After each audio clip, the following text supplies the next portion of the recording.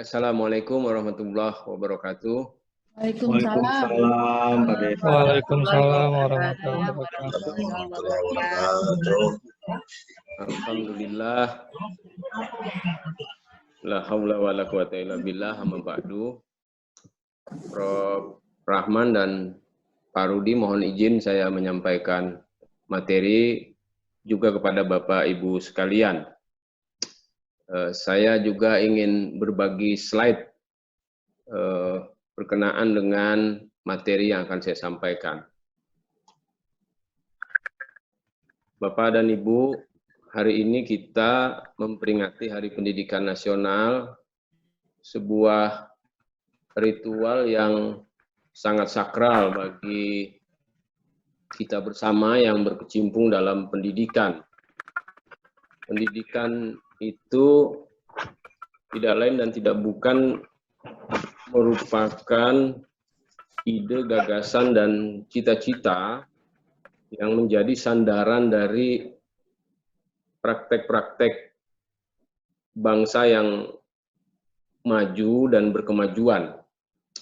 Maka hari ini memang sengaja kita ingin membicarakan Hari Pendidikan Nasional kita, memperingatinya dalam konteks mengkritisi apa yang sebenarnya telah kita lakukan di tengah-tengah perkembangan masyarakat kita sebagai bagian dari masyarakat dunia yang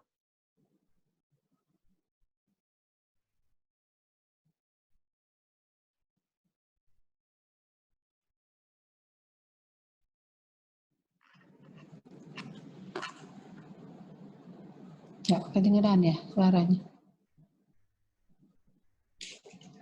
Halo, suaranya belum muncul. belum muncul. Sudah. Nah, yang pertama kali dari gagasan-gagasan itu adalah bagaimana kita membangun mentalitas menjadi bangsa yang terdidik dan yang tercerahkan.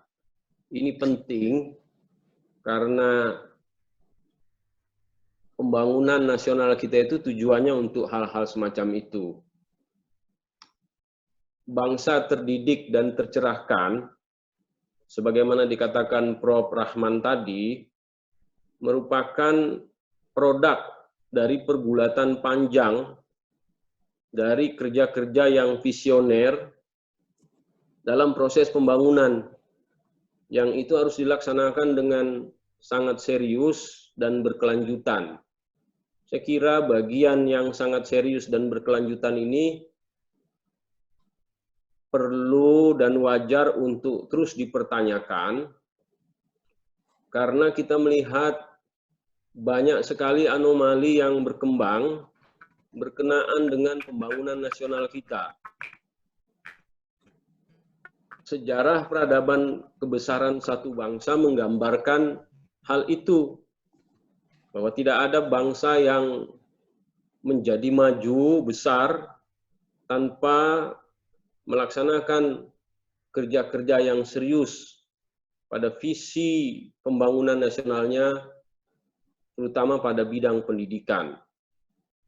Tadi juga Prof. Rahman sudah menyampaikan bagaimana Jepang sebagai sebuah bangsa yang mengalami kekalahan mutlak dan kehancuran pada dua kota utamanya, yaitu Hiroshima dan Nagasaki pada Perang Dunia Kedua atau Perang Pasifik, hanya dalam kurun waktu 15 tahun, pada tahun 60 dia sudah kembali menjadi kekuatan ekonomi dunia, terutama karena basis industrialisasinya yang berkembang dengan pesat.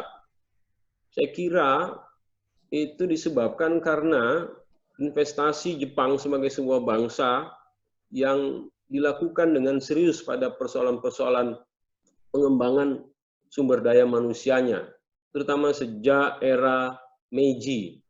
Ya, ketika Commodore Perry membuka negara itu secara paksa agar Jepang melaksanakan politik pintu terbuka bagi perkembangan-perkembangan dunia pada masa itu.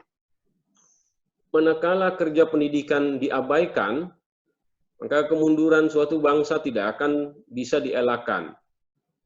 Inilah kenyataan yang berlangsung pada tiap-tiap bangsa yang maju dan pada tiap-tiap bangsa yang mengalami kemunduran. Bangsa yang maju biasanya diisi oleh kaum cerdik pandai dan intelektual, atau yang dikenal dalam khasanah perkembangan intelektual muslim sebagai kaum ulil albab begitu. Nah, Bapak Ibu, saudara-saudara, jenis manusia yang masuk kategori intelektual, kaum terdidik atau ulil albab itu adalah mereka yang memiliki kesadaran akan visi kehidupan yang berlandaskan pada dimensi transenden keilahian, juga dimensi muamalah kemanusiaan. Yang ini syarat dengan pesan-pesan mendalam. Jadi ciri dari ulil albab, ciri dari intelektual, baik dirumuskan di barat oleh si Gramsci maupun Edward Said, maupun dirumuskan di timur dalam berbagai sudut pandang keislaman dan di Al-Quran itu, tugas utamanya adalah menjalankan kerja-kerja kemanusiaan. Kerja yang tidak dibatasi oleh sikap profesionalitasnya semata. Karena kerja yang dibatasi dengan sikap profesionalitas itu adalah kerja-kerja yang berhadapan dengan ruang dan waktu. Padahal tugas ulil albab dan intelektual itu adalah kerja-kerja profetik yang di dalamnya ada nilai filantropi. Dia tidak bisa dibatasi oleh dimensi-dimensi profesional semata, tetapi juga dia harus mengandung unsur-unsur pengabdian dalam konteks transenden keilahian. Juga dimensi muamalah kemanusiaan yang syarat dengan pesan mendalam itu. Pendidikan kita mengemban visi dan cita-cita semacam itu. Itu merujuk pada konstitusi pendidikan nasional kita. Menjadikan manusia Indonesia seutuhnya. Sebuah cita-cita yang tidak akan pernah bisa dicapai oleh bangsa dan negara manapun yang menjadi penghuni dari semesta jagat raya ini. Tetapi cita-cita itu penting untuk menjadi setinggi langit. Dengan cita-cita yang setinggi langit itu kita akan mempersiapkan diri dengan sungguh-sungguh untuk mencapainya dengan kerja-kerja yang tentu juga tidak kalah sungguhnya. Bapak dan Ibu sekalian, mentalitas manusia Indonesia, Mokhtar Lubis dan Kunchara Ningrat pernah melukiskan dan mengkritik mentalitas manusia Indonesia dengan jernih dan tajam. Jadi kalau Bapak Ibu mengikuti pidato kebudayaan dari Mokhtar Lubis di Taman Ismail Marzuki pada tanggal 6 April 1977, juga kalau Bapak Ibu membaca buku yang ditulis oleh Kunchara Ningrat dengan titel Mentalitas dan Pembangunan, Mentalitas Manusia Indonesia dan Pembangunan, diterbitkan pada 1980 oleh Gramedia. Di situ tergambar bagaimana kritik yang tajam dan jernih itu, mentalitas yang mengendap di alam bawah sadar manusia Indonesia sebagai akibat warisan feodalisme dan kolonialisme masa lalu serta rejim pembangunan nasional kita yang mekanis dan rigid. Dikatakan secara lugas, bahkan agak sedikit kurang ajar mungkin, manusia Indonesia itu memiliki mentalitas munafik, feodal, percaya tahayul, cenderung boros, dan suka jalan pintas. Itu merupakan ciri dari masyarakat Indonesia yang diduga kuat menjadi penyebab kegagalan pembangunan kita atau sekurang-kurangnya belum berhasilnya pembangunan nasional kita setelah 74 tahun merdeka dan mau memasuki 75 tahun merdeka ini.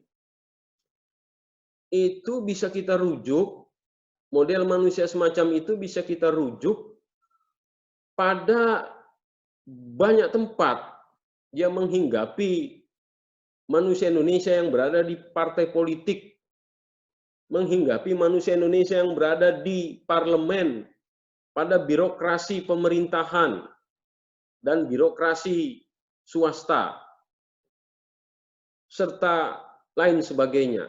Dia juga bisa kita lihat pada jalan-jalan tempat kita melakukan aktivitas dalam kehidupan keseharian kita. Gambaran tentang ciri mentalitas manusia Indonesia semacam itu membuat kita kecut, Bapak Ibu. Membuat kita kok begitu nelongso dan merasa rendah sebagai bangsa.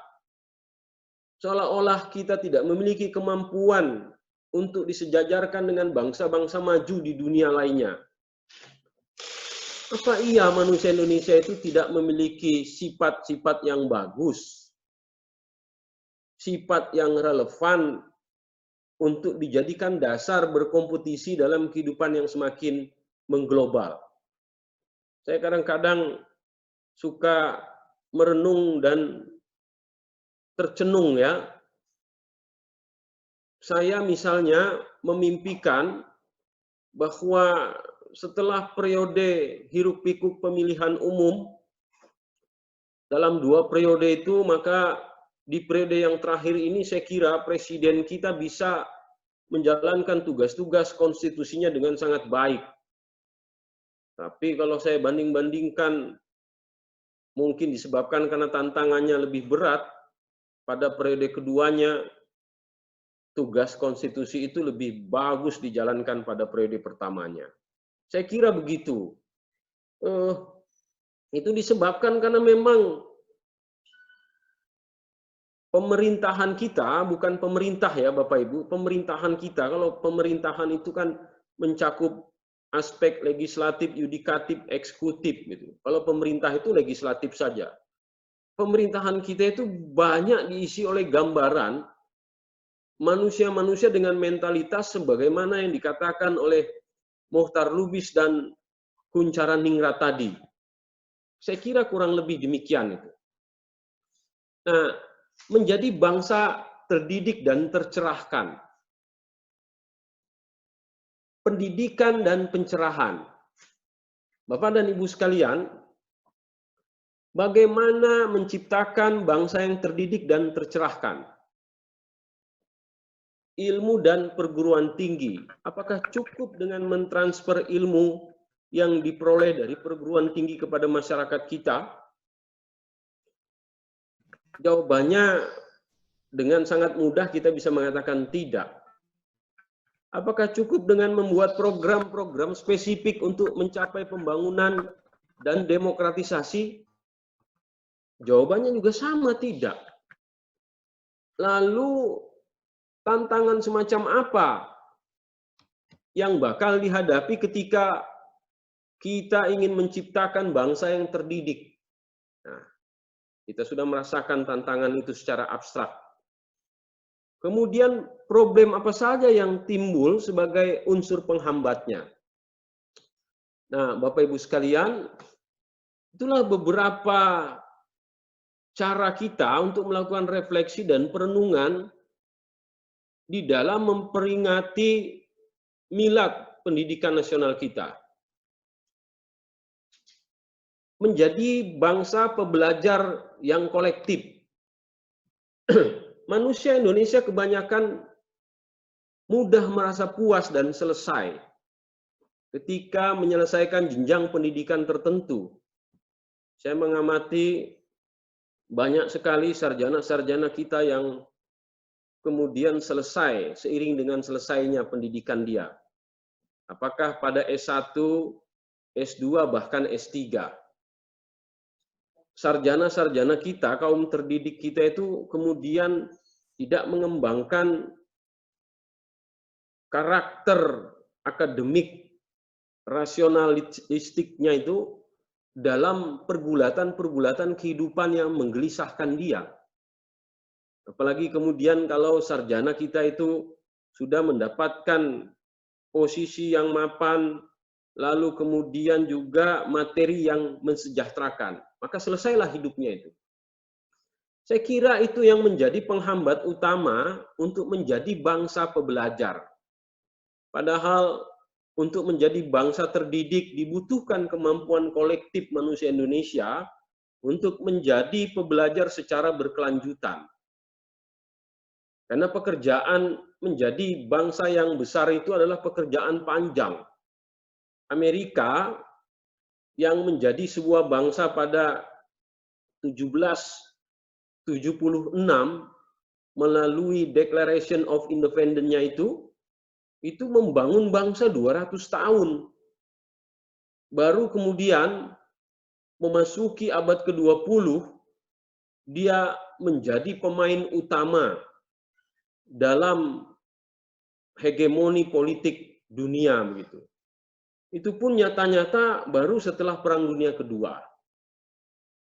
Jadi kita 74 tahun merdeka, kita belum pernah menjadi bangsa yang belajar secara kolektif dan berkelanjutan begitu. Nah, saya kira ini problem kita. Maka kemudian pendidikan sebagai entitas ini perlu kita kembangkan terus-menerus dan kita pahami, kita hayati dan kita akselerasikan. Pendidikan perlu diletakkan sebagai entitas yang menjadi penyemai dari pengalaman batin kolektif sesama anak bangsa. Jadi kehidupan berbangsa kita ini, Bapak Ibu, memang harus berangkat dari pengalaman batin kita. Sayangnya memang pengalaman batin manusia Indonesia itu kan selalu yang pahit-pahit. Dan lebih sayang lagi, pengalaman yang pahit-pahit itu tidak bisa dia jadikan sebagai ibroh atau dimensi yang membelajarkan itu. Kalau saya membuka lembaran sejarah masa lalu, panjang Bapak Ibu pengalaman pahit itu. Dan nyaris tidak pernah berkesudahan. Tetapi pengalaman itu tidak bisa mendorong kita untuk memiliki surplus pemahaman dan kesadaran sebagai bangsa. Kenapa ini penting? Karena tidak ada satupun persoalan bangsa yang lepas dari perhatian, kajian, dan tawaran jalan keluarnya. Tidak ada, kita sudah mendaki bukit yang keras dan terjal sebagai bangsa. Kita juga sudah berpikir tentang jalan keluar itu dalam setiap periode kepemimpinan nasional kita. Tetapi kemudian kita selalu terantuk dan mengalami kegagalan yang sama dari periode ke periode dalam kepemimpinan nasional kita misalnya. Bapak dan Ibu sekalian, rapuh dan berlangsungnya kerapuhan dalam struktur sosial masyarakat Indonesia yang menjemuk dewasa ini, itu menjadi satu rujukan penting betapa pendidikan nasional kita itu belum bisa membekali kesadaran-kesadaran manusia Indonesia tentang keindonesiaannya. Belum bisa pendidikan nasional kita. Jadi kerapuhan itu berlangsung dalam struktur sosial masyarakat kita begitu panjang dan dalam. Kita dengan mudah terombang-ambing oleh berbagai isu, kesenjangan, dan keresahan. Isu kesenjangan dan keresahan itu merupakan realitas dan fakta yang terhampar di hadapan mata kita. Tetapi kita gagal untuk memahami isu kesenjangan dan problem semacam itu sebagai sebuah dasar berpijak untuk melenting, untuk meloncat lebih jauh dalam kehidupan kita sebagai bangsa. ini lebih disebabkan karena kegagalan kita, kegagalan pendidikan kita membangun dan mendistribusikan pengalaman batin semacam itu. Pengalaman yang bisa mendorong lahirnya kesadaran. Maka pendidikan kita perlu menjadikan manusia Indonesia sebagai individu yang efektif dalam menjalankan dan menyelesaikan berbagai konflik kebangsaan yang didasarkan pada ketangguhan sosial kita. Kita ini Bapak Ibu sesungguhnya memiliki ketangguhan sosial. Kita terancam oleh berbagai event-event atau momentum-momentum keterpecahan dan kerusakan. Tetapi ketangguhan kita sebagai bagian dari ikatan sosial keindonesiaan kita mampu menyelamatkan kita dari kondisi-kondisi yang nyaris terancam itu. Lalu yang berikutnya juga, Bapak Ibu sekalian, itu membuat bangsa bertahan. Bahkan bangsa bisa bersaing dalam pusaran zaman yang semakin kencang. Jadi kita butuh sebagai bangsa ini dengan mentalitas dan ketangguhan sosial itu melenting gitu loh. Melenting ke puncak. Bisa menjadi bagian dari komunitas internasional yang memiliki wibawa karena sebagai bangsa kita memiliki kemampuan untuk itu. Bapak Ibu sekalian, dalam berpikir, bangsa ini tidak boleh melupakan sejarah. Realitas sejarah perlu diletakkan sebagai bagian dari berpikir yang holistik. Tidak terpenggal-penggal hanya demi kepentingan pragmatis. Bangsa ini membutuhkan sentuhan pendidikan yang memberi ruang bagi pemikiran komprehensif dengan pendekatan transdisiplin yang melebur berbagai cara pandang keilmuan ke dalam satu model pengertian untuk membentuk model pendekatan dalam menyelesaikan masalah. Jadi juga sekaligus dia akan melebur berbagai perasaan, prasangka dan kecurigaan yang dimiliki oleh anak bangsa pada hari-hari belakangan ini. Pendidikan kita saya kira penting untuk membekali generasi masa depan dengan keterampilan dan kepiawaian semacam itu. Antara kepentingan individu dan kepentingan kolektif, antara jalan agama dan jalan non-agama, antara rasionalitas nalar dan irasionalitas emosi, antara tradisi dan modernitas. Kedua kutub itu menjadi entitas sebagai realitas dan keniscayaan. Dia menjadi pembatas ruang terbuka bagi pemikiran-pemikiran yang menerobos dan mengayun-ayun dalam sebuah irama yang padu untuk kemajuan masyarakat kita. Saya kira kita perlu merenungkan ini lebih jauh dalam ruang aktivitas pendidikan yang kita lakukan. Kemampuan penguasaan ilmu pengetahuan teknologi yang baru dan terkini juga mendesak untuk dipenuhi. Tetapi juga kecerdasan untuk menjadi bagian dari peradaban manusia menjadi tidak kalah pentingnya. Sebuah konsepsi pembangunan manusia Indonesia sebagaimana yang diamanatkan oleh undang-undang kita perlu menjadi landasan dan perlu terus untuk dinalar kembali secara kritis.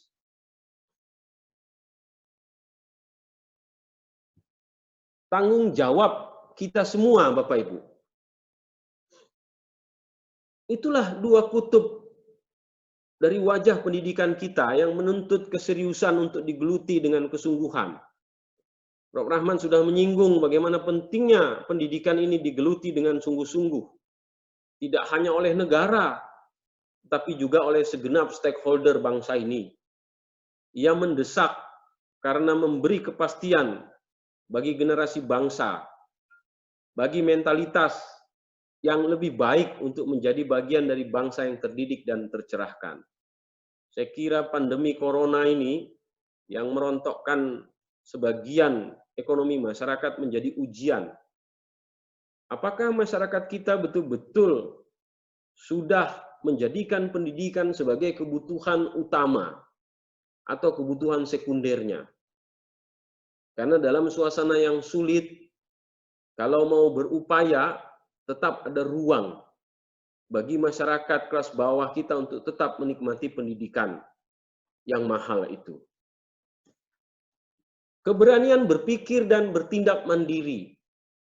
Bangsa terdidik dan tercerahkan hanya dicapai jika pendidikan ditujukan untuk membebaskan manusia dari sikap malas dan pengecut sebagai dampak kegagalan mencapai kedewasaan yang disebabkan pasrah terhadap dogma dan tradisi yang membuta itu. Dengan kata lain, bangsa semacam itu adalah bangsa yang berani berpikir dan bertindak mandiri. Bapak Ibu, mengapa kemudian Eropa menjadi sedemikian independen? Tidak hanya negaranya, tetapi juga masyarakatnya.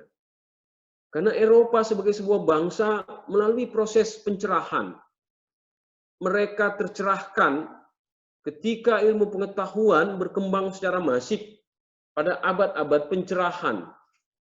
Pada abad ke-17, 18, dan 19. Sehingga memasuki abad ke-20 mereka adalah menjadi generasi-generasi yang dewasa. Generasi-generasi yang dapat mengembangkan corak berpikir dan bertindak secara mandiri. Kita menyaksikan generasi semacam itu belum dimiliki oleh bangsa kita, disebabkan karena kita belum mampu memaksimalkan tugas-tugas pendidikan yang diemban oleh stakeholder di dalam pendidikannya. Maka pada Hari Pendidikan Nasional ini, pendidikan kita perlu bercermin pada kemuliaan cita-citanya. Memanusiakan manusia. Ia perlu menatap dunia masa depan dengan lebih kuat lagi. Manusia macam apa yang cocok, yang ingin kita duplikasi kepada anak didik kita, yang sesuai dengan semangat zamannya. Inilah tantangan yang menjadi bangsa untuk menjadi bangsa terdidik dan tercerahkan di era digitalisasi itu. Saya kira ini Bapak dan Ibu sekalian, sekali lagi pendidikan nasional kita merupakan pendidikan yang menjadi harapan bagi kemajuan bangsa kita. Untuk itu saya ingin menyampaikan agar segenap para guru, para dosen, dan para pendidik dan manusia-manusia Indonesia yang memiliki perhatian terhadap pendidikan, jangan mudah menyerah dan jangan sekali-kali menyerah untuk menjadi bagian utama dari pembangunan generasi Indonesia masa depan. Terima kasih. Nasrun minallah wa fatun qarib wa basyiril mu'minin. Wassalamualaikum